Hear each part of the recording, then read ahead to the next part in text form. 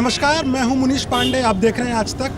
बोरीवली की विधानसभा क्षेत्र में हैं और यहां पर चाय की चुस्कियों के बीच में हम जानने की कोशिश कर रहे हैं कि आखिरकार बोरीवली की जो जनता है उसके मन में क्या है, उनकी नब्ज़ टटोलने की कोशिश कर रहे हैं। जब से यहां पर गठबंधन टूटा है तब से यहां पर जो सरगर्मी है महाराष्ट्र की राजनीति में वो काफ़ी बढ़ गई है। आज बोरीवली से हमारे साथ बातचीत करने के लिए बीजेपी के कद्दावर नेता विनोद तावड़े हैं, कांग्रेस से अशोक सुत्राले साहब हैं, एमएनएस से नयन कदम है, सेना से कोई रिप्रेजेंटेटिव नहीं है हमारे पास में, और एनसीपी से इंद्रपाल सिंह साहब हैं। चर्चा की शुरुआत करते हैं उसके पहले हम बता दें कि ये ऐसी जगह है जहां पर 1980 के बाद से बीजेपी के अलावा कोई जीता ही नहीं है। यहाँ से राम नाइक जीत कर आए, गोपाल शेट्टी जीत कर आए जो कि इस वक्त इस इलाके के सांसद हैं, और इस बार विनोद तावड़े जी यहाँ से खड़े हैं। विनोद तावड़े जी, शुरुआत में आपसे ही करूँगा। चाय की चुस्कियों के बीच में आप ये बताइए मुझे कि आखिर जो इतने सालों से सिलसिला चल रहा है, पहली बार आप यहाँ से चुनाव लड़ रहे हैं, कितनी उम्मीद है आपको कि इस बार आप भी जीत कर आएंगे?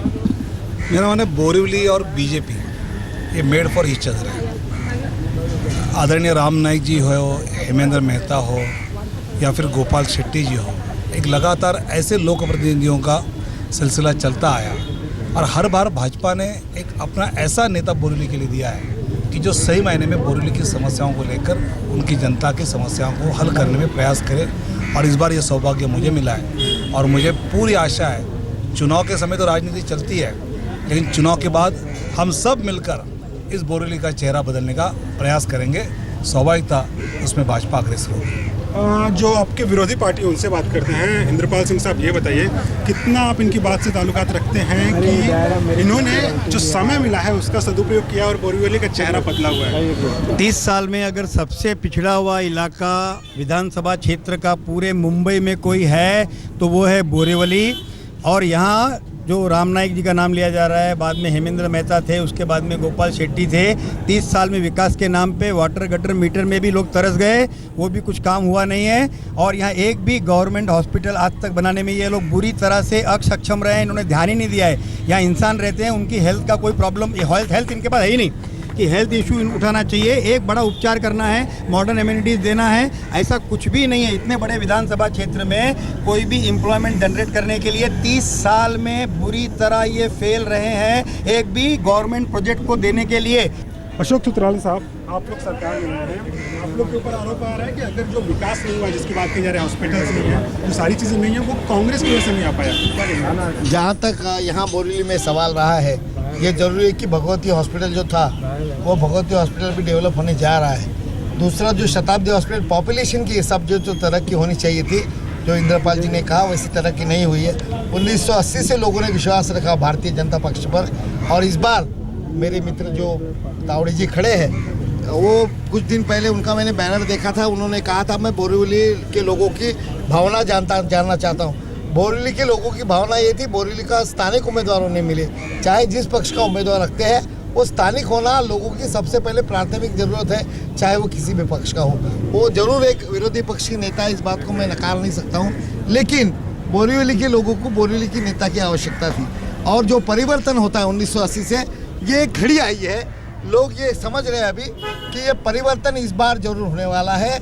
इस बार कांग्रेस का तिरंगा यहाँ पर लगेगा, हाथ के पंजे के ऊपर लोग मतदान करेंगे, इतना मुझे विश्वास है। एमएनएस से हमारे साथ में नयन कदम साहब, ये बताइए कि गठबंधन टूटा है, एनसीपी, कांग्रेस, बीजेपी, शिवसेना, क्या आपको लगता है कि इसका फायदा आपको मिलेगा और फिर जनता आपको जिताएगी? गठबंधन तुटेल किंवा नाही तुटेल, मनसे इथे खूप स्ट्रॉंग आहे। मनसेचे कार्यकर्ते आणि मराठी जनता मनसेला मानणारी आहे। दुसरी गोष्ट म्हणजे जो आता सगळेच बोलत आहेत की बोरीवलीचा विकास एका पक्षाने केला आहे, तर बोरीवलीमध्ये मराठी मध्यमवर्गीय राहत आहेत। आज हम आए हैं वर्ली विधानसभा क्षेत्र में, जहां पर हमारे साथ हर एक पार्टी का नेता जुड़ा हुआ है और साथ ही साथ जनता है। इस बार का चुनाव काफी महत्वपूर्ण है क्योंकि हर एक पार्टी अलग अलग लड़ रही है। इस बार कोई गठबंधन नहीं है और इसीलिए मैदान में 5 मुख्य पार्टियां हैं। हमारे साथ जो नेतागण जुड़े हुए हैं उनसे बात करेंगे। एनसीपी से हमारे साथ है सत्यम नायर, कांग्रेस की ओर से हमारे साथ है दत्तू गावणकर, बीजेपी के हमारे उम्मीदवार हैं दीपक पाटिल, शिवसेना की ओर से हमारे साथ है मनोहर पालशेतकर,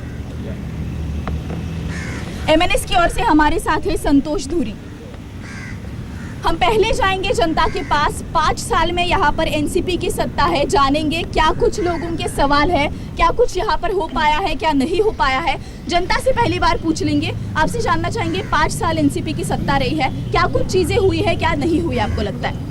बहुत सी चीज़ें नहीं हुई हैं, जो होना चाहिए वो नहीं हुआ, जो नहीं होना चाहिए वही हुआ है। मतलब क्या नहीं हुआ है?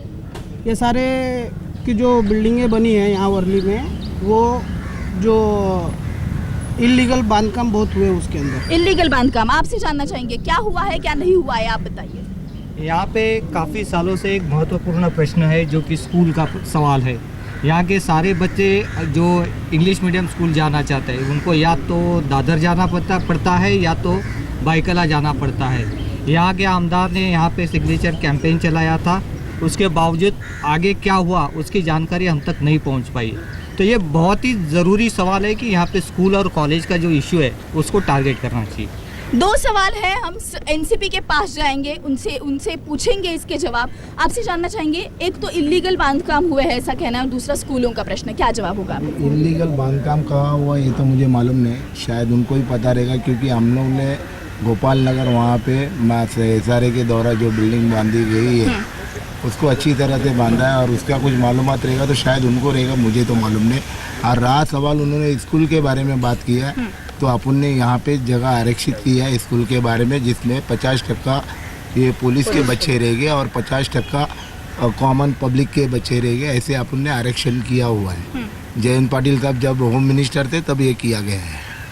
बीजेपी से जानना चाहेंगे, क्या कुछ मुद्दे हैं आपको ऐसे लगता है कि ये मुद्दे यहाँ पर नहीं हुए, ऐसे आपको लगता है? मुझे लगता है कि पिछले 15 सालों से राष्ट्रवादी कांग्रेस सत्ता में है और यहाँ पे लीड कर रही है। ये विभाग में आरक्षण करते हुए वो स्कूल क्यों नहीं बांधा गया? मुझे लगता है कि और 5 साल उनको मिलेंगे कि नहीं मिलेंगे, लेकिन अगर वो जगह मिली है तो क्या आपके पास उतनी संक्षिप्त नहीं है कि आप उसमें संक्षिप्त जाके वहाँ पे स्कूल हो जाए? आप अगर वर्ली में देखेंगे तो आज स्कूल की बहुत भयंकर परिस्थिति है, लड़कों को स्कूल में दाखला नहीं मिलता है। जो यहाँ पे रहता है, जो पुलिस वाला है, उसका प्रॉब्लम एक है कि उसको बाहर नहीं जा सकते, तो उसके लड़के को दाखला नहीं मिलता है। तो स्कूल का मुद्दा है। कांग्रेस के पास जाएंगे, अब आपका गठबंधन नहीं रहा, आपके लिए चीजें बदल गई है, क्या लगता है आपको एनसीपी और कांग्रेस के बीच में बंटवारा हो सकता है वोटों का? गत 15 वर्षों से यहाँ पे जो आमदार चुन के आ रहे हैं वो सिर्फ कांग्रेस की वोटों की वजह से चुन के आ रहे हैं, और मेरा ये मानना है कि इस चुनाव में कांग्रेस बहुत भारी वोटों से जीत हासिल कर लेगी।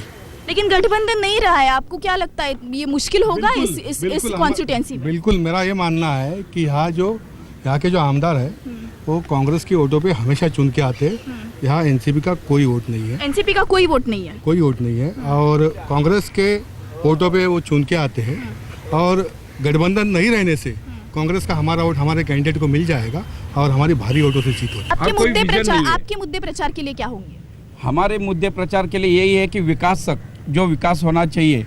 यहाँ पे जो भी राज्य मंत्री आवे या कोई भी आवे या कोई भावी आमदार आने वाले हैं, तो उनसे हम यही उम्मीद करते हैं हमारी तरफ से भी कि हमारे आमदार आते हैं तो भी कि वो विकास यहाँ पे करें। और इंफ्रास्ट्रक्चर डेवलपमेंट जो है वर्ली में वो हिसाब से कुछ भी नहीं है। इंफ्रास्ट्रक्चर डेवलपमेंट नहीं है, शिवसेना का कहना है। महाराष्ट्र नवनिर्माण सेना के पास जाएंगे, आपको क्या लगता है इस कॉन्स्टिट्यूएंसी में क्या कुछ नहीं हुआ है? क्योंकि आपको भी लोकसभा में भारी हार का सामना करना पड़ा था, इस बार क्या ये चुनौती होगी? देखिए, ये लोग जो अभी अलग अलग हो गए, ये लोग बात करें विकास की, लेकिन विकास करने का रहेगा तो जो रूल्स रहते हैं, अभी महापालिका में जो है 1888 का कायदा है, जो अभी तक ये लोग युति बदल नहीं सकी है, तो ये क्या विकास करने वाले हैं? इसके वजह से बहुत तकलीफ। आज हम आए हैं विले पार्ले विधानसभा क्षेत्र में, जहां पर हमारे साथ जनता जुड़ी है। स्टेशन के बाहर हम ये प्रोग्राम ले रहे हैं ताकि बहुत सारी जनता आए यहाँ पर और अपने जो सवाल है वो नेताजी के सामने रखे। पहले जाएंगे जनता के पास कि क्या कुछ चीजें हैं जो 5 साल में उन्हें लगता है नहीं हुई है। आपसे जानना चाहेंगे, क्या कुछ चीजें आपको लगता है कि 5 साल में आपके एमएलए नेता ने नहीं की, ऐसे लगता है? बहुत सारी चीज़ें हैं। एक तो रोड, जिस चीज़ का वो क्रेडिट लेना चाहते हैं, जैसे रोड है, हर जगह पे बैनर लगाए हुए हैं कि हमने यहाँ पे पेवर ब्लॉक डाले हैं, ये किया है, वो किया है। ये फ़ोटो देखिए, ये आंबेवाड़ी के रोड का है, चागला रोड का फ़ोटो। यहाँ पे आपको पेवर ब्लॉक्स कहाँ पे दिख रहे हैं, आप मुझे बताइए। और यहाँ पे बैनर लगे हुए कि यहाँ पे हमने ये काम किया हुआ है। क्या ये जनता जान सकती है? ये जनता के लिए ये काम है, ये विकास है? तो बताए।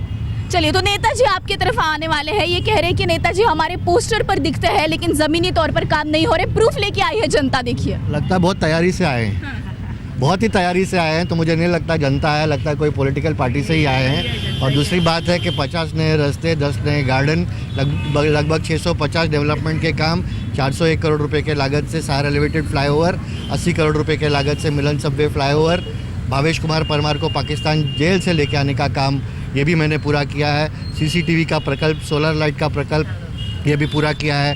मुंबई उपनगर का सबसे बड़ा दही हंडी, मुंबई का सबसे बड़ा नवरात्रि विलेपार्ले विधानसभा क्षेत्र में होता है। आप बताइए, आपकी क्या समस्या है, क्या आप बता सकते हैं? पेवर्स ब्लॉक का जहाँ भी काम हुआ है, मैंने देखा है कि वो अनइवन होने की वजह से चलना भी मुश्किल है, 2 व्हीलर्स के लिए भी मुश्किल है, 4 व्हीलर्स के लिए भी मुश्किल है।